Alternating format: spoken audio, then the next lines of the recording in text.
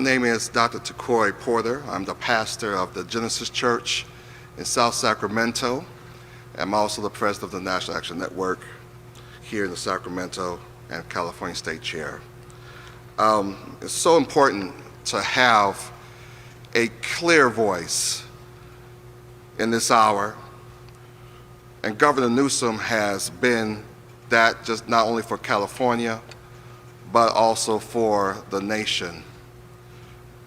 We just got through meeting in regards to, well, I believe is happening in America, a double pandemic.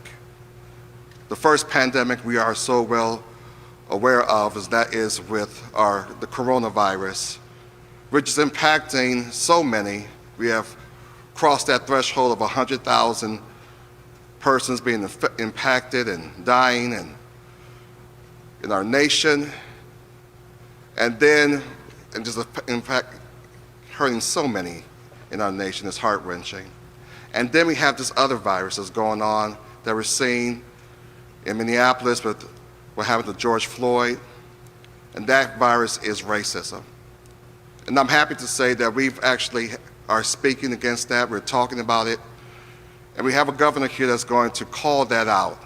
And I'm glad that we just had a conversation with myself, him, and other leaders that are calling this other virus out. This virus that is not impacting just the black community or brown community, but impacting our nation and facing that. And so I'm glad to welcome here our governor here and to welcome you to this press conference and I guess the meeting after the meeting. And so thank you, Governor, for coming, and welcome to Genesis, welcome to Sacramento. Governor?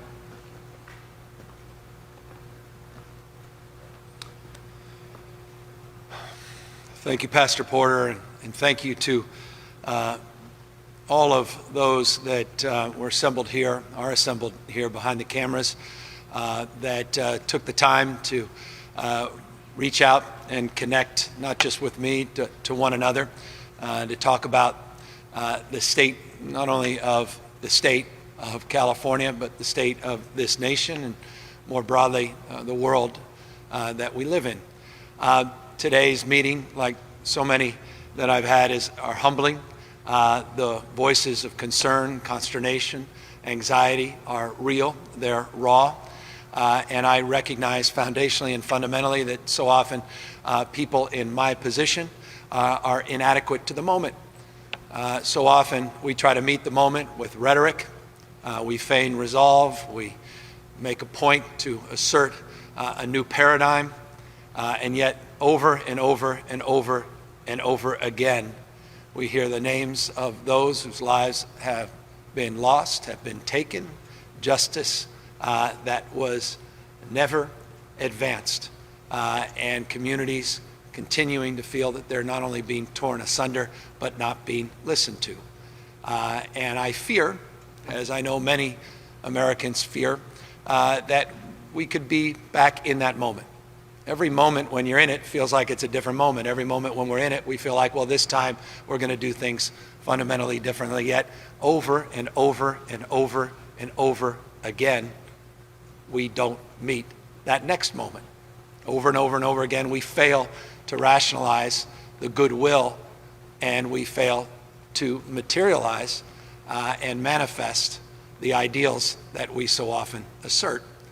And so I come here today, place of worship, humbled by that past, humbled by the fact that I've been part of that past as a former county supervisor, as a former mayor, as a former lieutenant governor, as a governor of the nation's largest state. The question I have to ask myself, the question we have to ask ourselves, are we capable of not just meeting this moment, but capable of doing justice to the moments in front of us? I could put together a group of advisors, I could put together a task force, I could promise and promote a few pieces of legislation. But I said this on Friday, I'll say it again, program passing is not problem solving. You got to change hearts, minds, you got to change culture, not just laws. And we have to own up to some very difficult things. The black community is not responsible for what's happening in this country right now. We are. We are. Our institutions are responsible. We are accountable to this moment. Let's just call that out. We have a unique responsibility to the black community in this country, and we've been playing lip service about that for generations. Generations. Just things move away in headlines, and we indulge on the margins, but we don't systemically, foundationally address the root of these issues. We prune. We don't tear out the institutional racism from all of our institutions, large and small. We don't. We know that. And the community knows that. You're seeing that manifested out in the streets the last 5 days. They know that. The question is, do we deeply understand that? Do we, or are we prepared to do something differently about it? Each and every one of us watching, what are we going to do differently, foundationally, fundamentally, not in the short run, but in the long run, to do justice to this moment? People have lost patience because they haven't seen progress. So if you're out there saying, well, people need to be patient, consider. People have lost patience for a reason. They've been told that over and over and over and over again, not just the 52 years I've been around. My parents, my grandparents, their parents' generation heard the same. Just be patient. Heck, I've quoted Dr. King on ad nauseum, a long arch of history bends towards justice. We've made progress. But this is a manifestation of everything we've been promoting that we haven't delivered. People have lost patience. And if leaders are going to meet not just this moment, but the moments in front of us, we better start listening. We better start hearing people. We better own up to our own responsibility, own accountability that led to this moment. Society becomes how we behave. We are our behaviors. Each and every one of us has an obligation to do more and better. And folks in my position, more still. I get that. I own that. But leaders can be found everywhere. Leadership's not just some fancy title. We are desperate for leadership in this country, desperate for leadership in the state of California, desperate for leadership in communities large and small. Leaders can be found anywhere. You don't have to be something to do something, to soften the edges, and in the spirit of Bobby Kennedy, make more gentle the life of this world. Dr. King didn't wait to become President of the United States to exercise his authority. Every day he shared his moral authority. Each and every one of us has the capacity to exercise their moral authority every day. And we need moral leaders, now more than ever. Each and every one of us has that capacity. It resides inside of us. It's our capacity to lead by example, to find our better angels, to focus on the things that unite us, not what divide us, and to reinforce a sense of optimism because we recognize we have to do things differently, and we're resolved to prove that, not just assert that, and to hold ourselves to account, because each of us will be judged and judge each other to the extent we do justice and advance our cause in a different way. And so I am here as your governor, humbled over the course of the last 5 days, resolved to keep the peace, but recognizing that an armed camp is not a place of peace, and that the answer to violence is not more violence, and that if we're going to create the conditions to truly advance police, people have to know we mean it, and they have to know that they matter and we care. And so for those of you that are out there protesting, I want you to know you matter. And I want you to know I care, we care. And I don't want to just demonstrate that rhetorically. I want you to know that I have a unique responsibility to prove that to you, not just assert it. You've lost patience, so have I. You are right to feel wronged. You are right to feel the way you are feeling. And we, collectively, society has a responsibility to you to be better and to do better. To those that want to exploit this moment, that want to flame the violence and fear, we hear you as well, but we don't have the same sensitivities as it relates to those that are trying to exercise their voice from a place of hurt and pain. When you try to cause pain on others, when you're out there to exploit conditions, not advance the cause of justice, that is not serving the greater good, and we need to also call that out. The looting, the violence, the threats against fellow human beings, that has no place in this state and in this nation. We as a society need to call that out. And we need to call forth our better angels and those that want to express themselves and have, thank you. God bless you. Keep doing it. Your rage is real. Express it so that we can hear it. Let's not let others drown out that rage. And those that want to advance this cause in a responsible and thoughtful way. I'm not patient any longer. I know you're not. We hear you, and we have a responsibility now to prove to you, not just to assert, that we're capable of being more and doing better as a society and a community. And so I just again want to express my deep gratitude, my deep humility to those leaders of every stripe that all across this state and all across our nation are doing justice in this moment. Those demonstrators that were reaching out and trying to calm other people, to those community leaders that were out there with brooms in the early morning, sweeping up glass, to folks that, were on the periphery that said, you know what, I can't stand on the periphery any longer. I need to be part of this effort. Thank you to all of your examples as well. So much good and so much right that's out there, but there is a stain in the history of this country we have concealed, and it's rearing its head again because we've never come to grips with it. We've never owned it. It's the issue of racism. The pastor is exactly right. Pandemic on top of a pandemic, impacting our health, impacting our economy, and impacting our capacity to live up to our greatest ideals.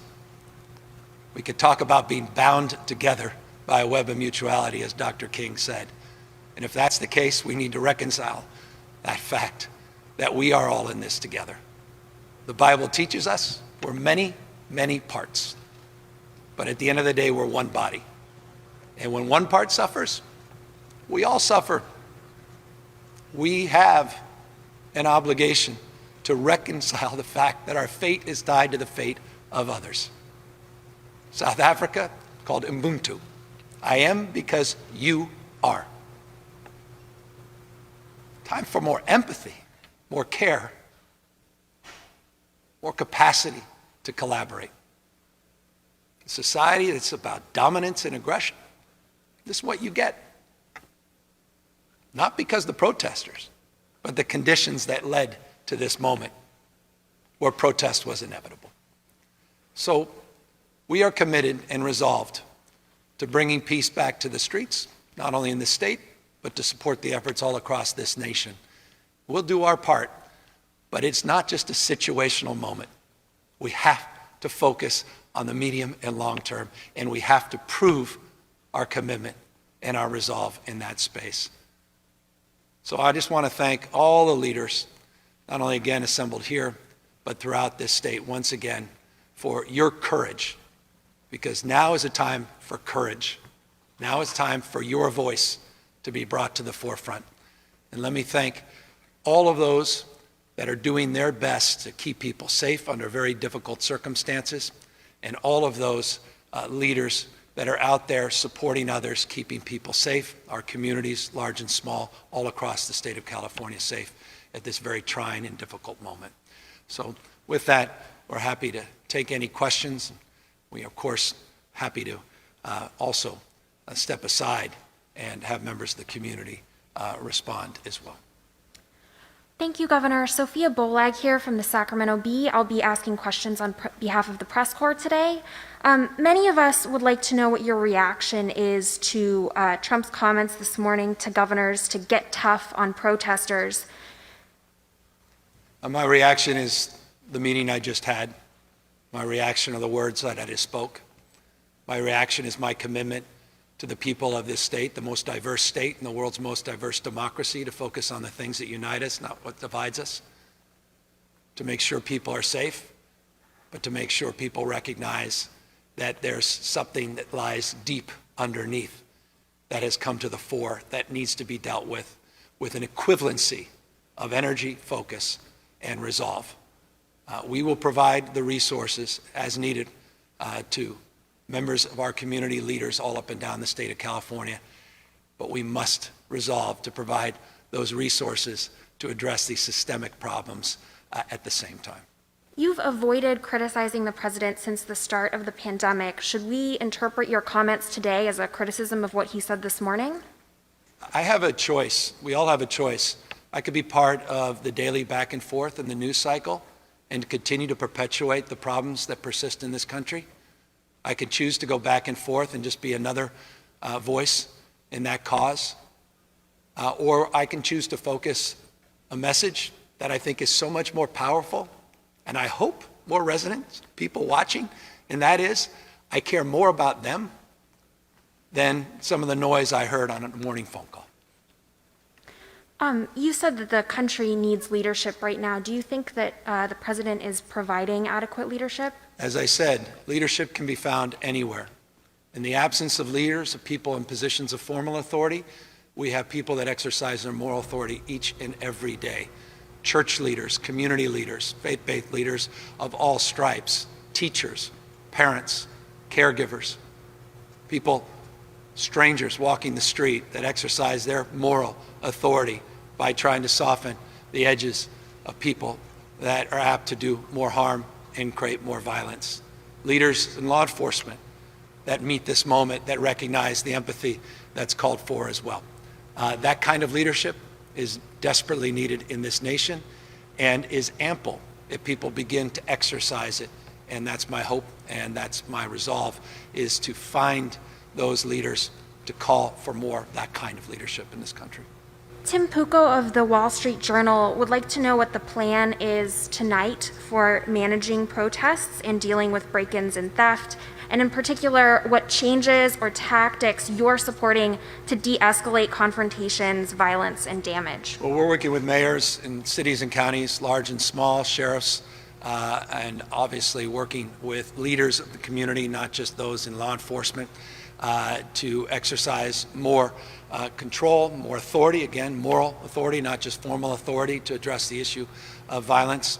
As many know, we have been working with mayors on deploying National Guard. The two resources the state of California has from a law enforcement perspective: California Highway Patrol, which has been on tactical alert for days, 12-hour shifts up and down the state of California, working mutual aid positions, pre-positioned, and also in strike teams to react.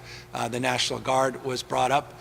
Over 3,400 National Guardsmen and women were called up today. We added another 1,100, so we have over 4,500 National Guard men and women that are available throughout the state of California.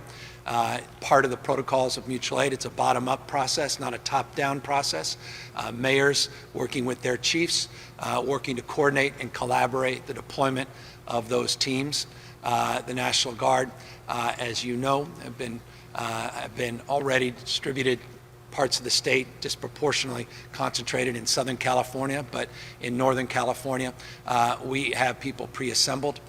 We have folks in other parts of the state that have been called back up, but thousands and thousands of National Guardsmen and women, by the way, who are also members of the community, many putting on their uniform, dentists, doctors, folks that work in construction that are part of that group that are participating in making sure that we keep the peace and will continue to meet the requests, we believe, of every mayor and every police chief in the state. We've done so far, and we intend to continue to.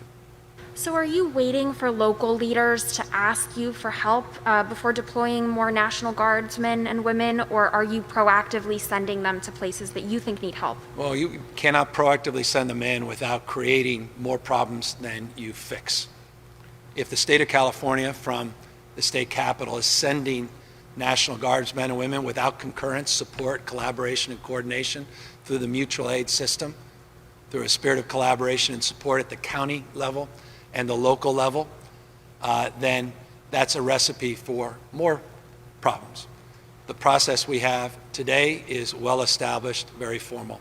It's a mutual aid process, established as just two proxy examples in the Bay Area, in Oakland, and in San Francisco. San Francisco had mutual aid yesterday from Tulare County, from Santa Barbara County, other parts of the state coming in to provide mutual aid into the city and county of San Francisco.